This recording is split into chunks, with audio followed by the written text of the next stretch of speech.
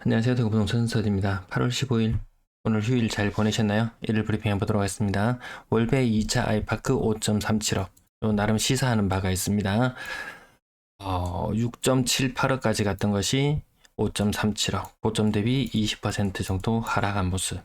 저점은 아마 4.1억, 4.2억 이 정도 될 거예요. 저점 대비도 무려 한 25% 정도 상승한 느낌. 근데 고점 대비로는 여전히 20% 정도 하락해 있는 모습 보여주고 있고요. 최근에 전세 가격이 2억 4천이다.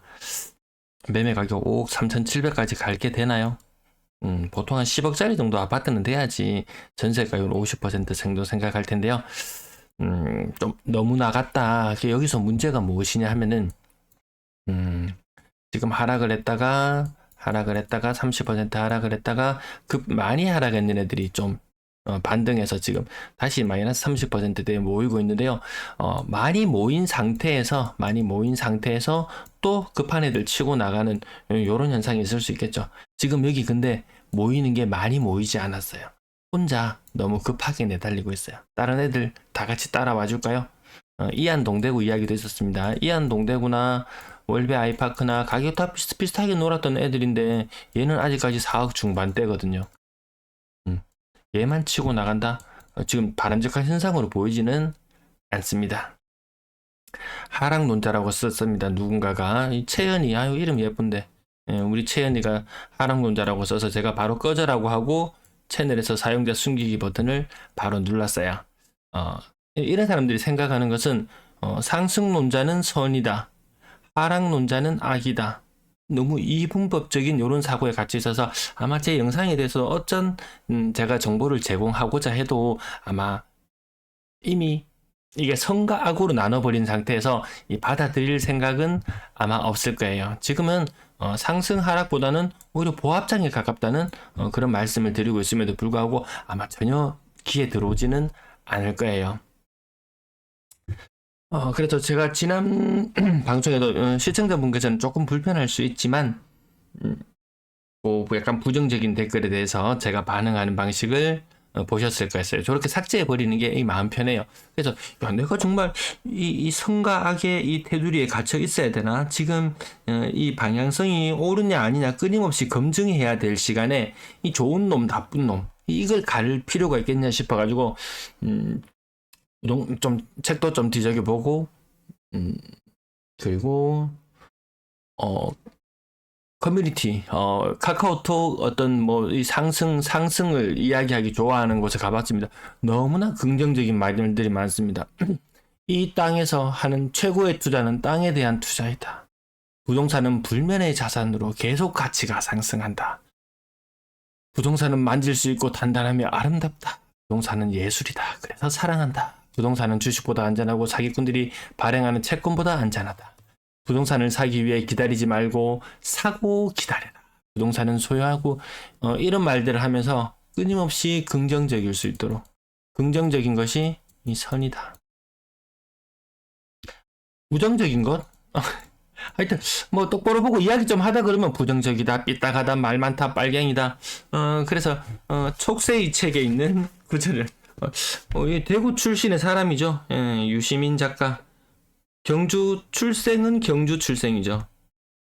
거의 뭐 학창 시절을 대구에서 보냈으니까 뭐 대구 출신이라고 이야기해도 될 정도. 뭐 촉새, 빨갱이 지역 사람들을 이렇게 배척하는 데는 잘 없지 싶은데 어쨌든 여기에 있는 그 가장 최근에 나온 책 중에 문과 남자의 과학 공부라는 책이죠. 거기에서 리차드 파인만 뭐 애들 과학책 이런 걸 보는데 보면 파인만 좀 책 좀 나오는 거 보셨을 거예요.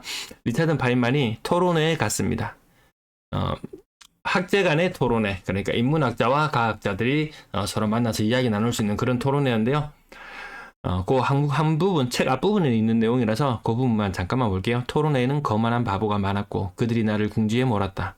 바보는 크게 나쁘지 않다. 대화할 수 있고 도울 수도 있다. 하지만 자신이 얼마나 대단한지 자랑하는 거만한 바보는 어떻게 할 수가 없다. 부동산 시장하고 같이 결부시켜서 봅니다.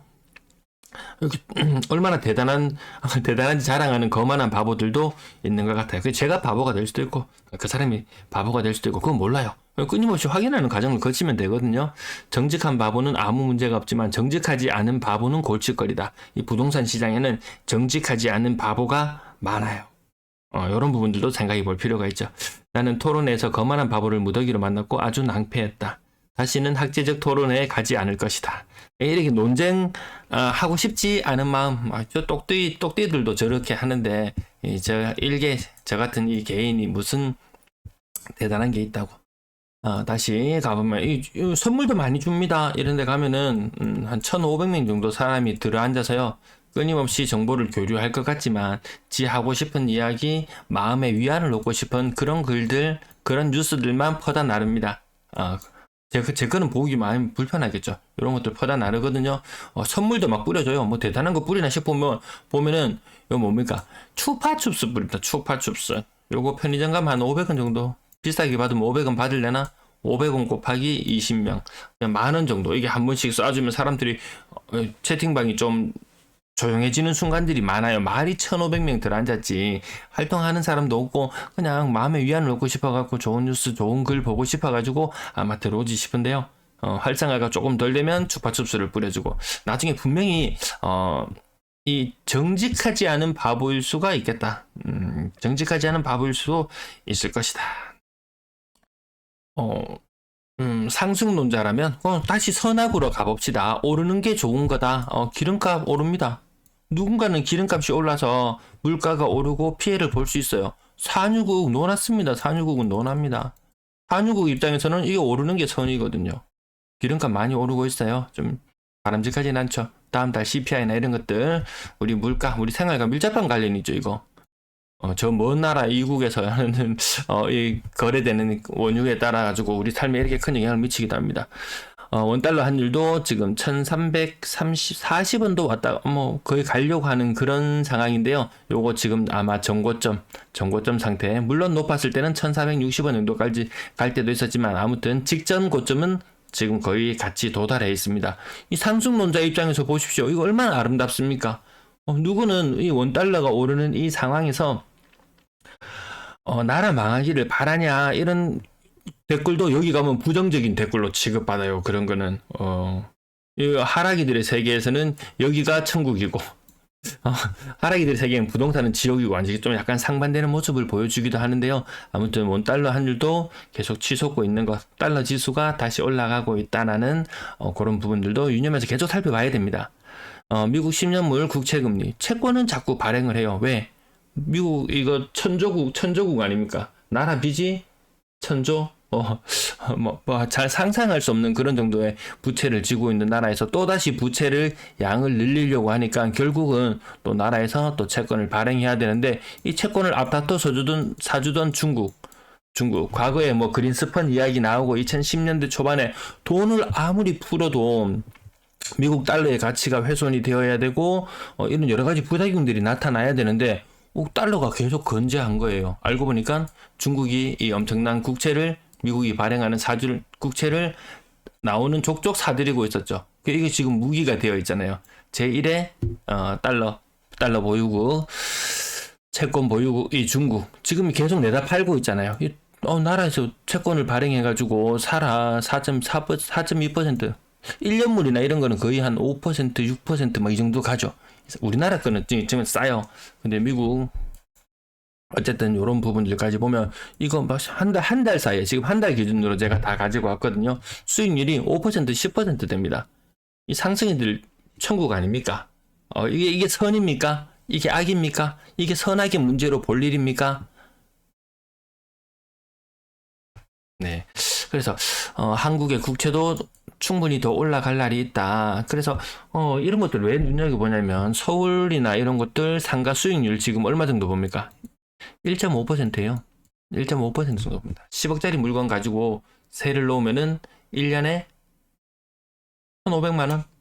10억짜리 물건 가지고 1,500만 원 봅니다. 1,500만 원. 0.15라고 해볼게요. 요거 10억 예금 넣어놓으면 거의 4% 가까이 주거든요. 그러면 0.4억 4천만 원을 벌어요. 요게 뭐 일본에서 지금 장기적으로 계속 시장 상황이 안 좋았던 상황에서도 그나마 임대업이나 이런 것을 통해서 시장 수익률 4% 정도 바라본다. 그러면 채권 수익률 이런 거, 미국 이런 거 있죠. 4.2% 혹은 막 나중에 더 올라가잖아요. 한국도 휘청휘청 했을 때 보면 여기 보시면 아시겠지만 4.66%. 우리 그때도 요 채권 요 상황을 제가 계속 라이브로 그때 말씀을 드리고 있던 그런 상황이었거든요. 앞에 부동산은 좀 외적인 이야기만 좀 길어지고 있는데 어쨌든 이런 수익률이 나온다면은 장기적으로 봤을 때 야, 부동산 투자하는 것보다 이것이 이득일 수 있다. 지금 3.8% 이거 지금 어림도 없다. 이거 더 올라갈 일이 남아있다. 라는 부분 생각해 보시고요. 그리고 금리가 또 요 채권 수익률에 따라서 시중 금리도 또다시 영향을 미칠 수가 있습니다. 그 부분들 봐야 됩니다. 특례보금자리론이 소멸되고 나면 대구 거래량은 1800건, 1300건대로 다시 주저앉을 수 있다는 부분 생각해 두셔야 되겠고요. 매도 물량, 임대 물량. 부분 오늘 길어서 최대한 간결하게 가보겠습니다. 거래량 127건, 거래량 대단해요 라고 이야기하겠지만 제가 시뮬레이션에서 볼 때 이틀치 거래량 모인 날은 125건 정도로 보는데 오늘 127건이에요. 근데 내일 또 하루 휴일 또 지나고 나서 또 그 다음에 하루 쉬고 나서 내용이 나오면은 또 거래량이 그렇게 많지는 않거든요. 대단해요 라고 하지 마세요. 지금 요거 같은 날 아마 4월달 방송할 때랑 비슷한 날짜를 견주어 보면은 거래량 자체가 8월의 거래량 자체가 많지 않아요. 날씨도 무덥기도 했었고 태풍도 왔었고 뭐 이런저런 또 이유를 들 수는 있겠죠.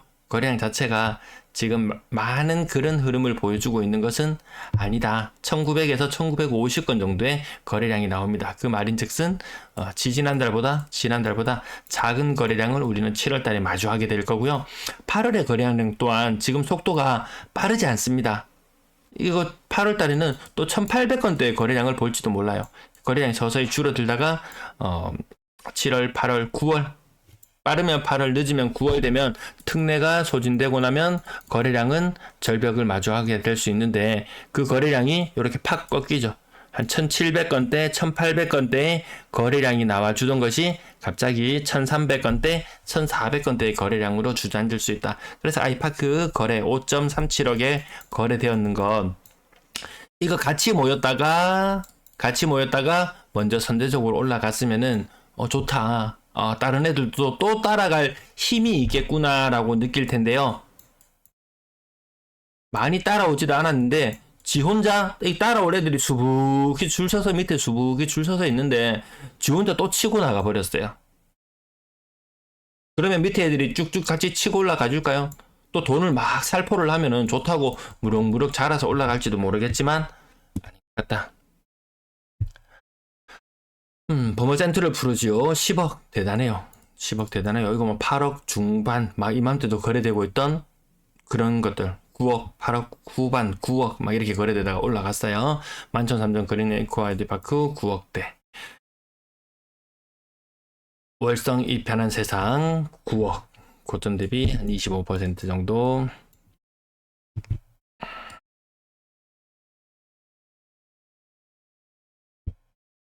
버머 효성 해링턴 플레이스 29평형 8억 4천.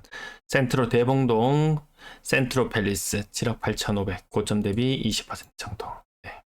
20에서 30%. 힐스테이트 황금동 30% 정도 빠져 있고요. 베오 트럼프 월드 수성 30%. 나머지 이런 것들이 아까 아이파크는 고점 대비 20% 정도 빠진 금액으로 왔죠.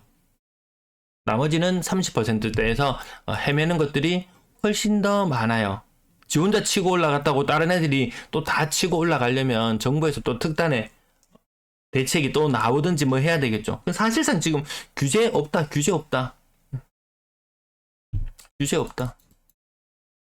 돈 다 풀리고 있다. 사실 이 정도 되려면 부동산 폭등해야 되는 거 아닌가요? 그럼에도 불구하고 지금 이렇게 헤매고 있다면은 나중에 돈의 힘이 떨어지고 나면 힘은 극격에 이를지도 모르겠다. 지산동 신축 아파트 5억 후반대 영남맨션 대형평형 직거래였고요.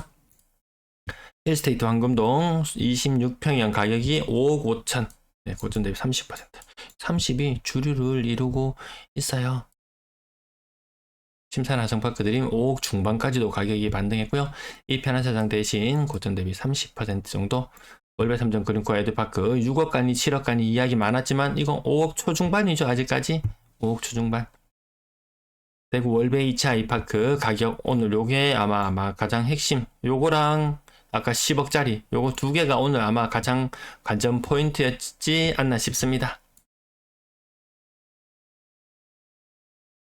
조금 하여튼 고점 대비 조금 빠졌다면 연식 무조건 확인해 보면 됩니다. 힐스테이트 황금동 고층인데 35% 정도 빠져 있고요.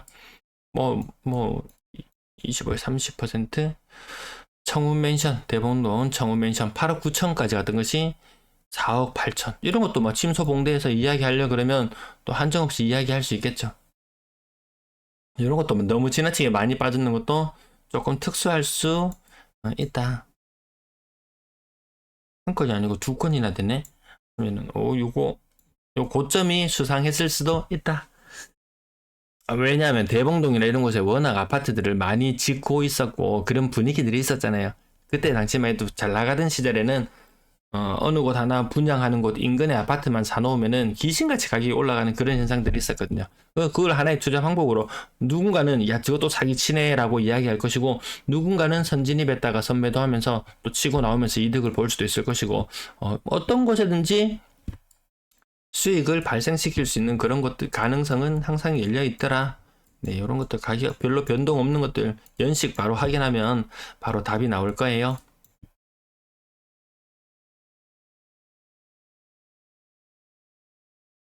메트로폴리스 3차 40% 정도 하락하기도 했고요.